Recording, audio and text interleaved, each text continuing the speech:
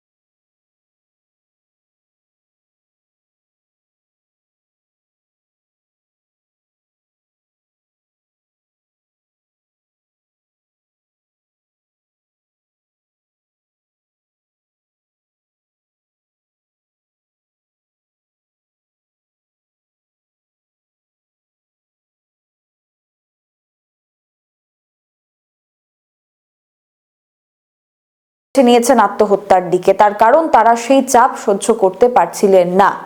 বিশেষ করে 50 ঊর্ধ্ব বিভিন্ন ব্যক্তিদেরকে ডিজিটাল প্ল্যাটফর্ম ব্যবহার করে এই SIR এর নিবন্ধন প্রক্রিয়া, এই SIR এর সমস্ত প্রক্রিয়া করার জন্য বলা হতো, কিন্তু প্রায় 50 বা 55 বছর ঊর্ধ্ব ব্যক্তিরা ডিজিটাল প্ল্যাটফর্ম বা এই ডিজিটাল দুনিয়ার সাথে এতটা পরিচিত ছিলেন না, যার কারণে অনেকটাই অসুবিধার মুখে তাদেরকে পড়তে হতো। এমন একটি ঘটনা পশ্চিমবঙ্গে ঘটেছে, যেখানে এক মহিলা 55 বছরের একজন BLO তিনি আত্মহত্যার পথ বেছে নিয়েছেন। তিনি আত্মহত্যা করার আগে সেখানে কিন্তু চিঠি লিখে গেছেন। ওনার হাতে লেখা চিঠি শনাক্ত করেছেন ওনার ছেলে। এবারে আবার আরো এক BLOকে গত মঙ্গলবার থেকে খুঁজে পাওয়া যাচ্ছে না।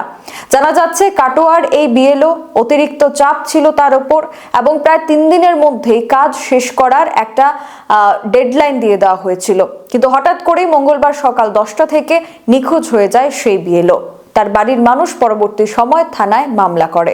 কিন্তু প্রশ্ন হচ্ছে 2005 সালেও তো SIR হয়েছিল, তাহলে 2026-এর আগে বা 2025-এর এই SIR এর ক্ষেত্রে ঠিক এতটা চাপ কেন দেওয়া হচ্ছে, এবং যারা প্রাণ হারিয়েছে তাদের ঠিক কি দোষ ছিল? তারা তো শুধুমাত্রই কর্মী ছিলেন। এবার তাদের উপর অতিরিক্ত চাপ দেওয়া, নির্বাচন কমিশনের অতিরিক্ত চাপ দেওয়া, তাহলে কি এর সমস্ত দায়ভার নির্বাচন কমিশনের নয়? তাহলে কি নির্বাচন কমিশনের পরিকল্পনায় গাফিলতি থাকার কারণে এতজনের প্রাণ চলে গেল? আপনারা এই বিষয় নিয়ে আপনাদের মতামত অবশ্যই জানাবেন। এখনকার মতো বিশেষ রিপোর্ট নিয়ে বিদায় নিচ্ছি। পরবর্তী গুরুত্বপূর্ণ খবরাখবরের জন্য চোখ রাখবেন সোশ্যাল বাংলায়। নমস্কার।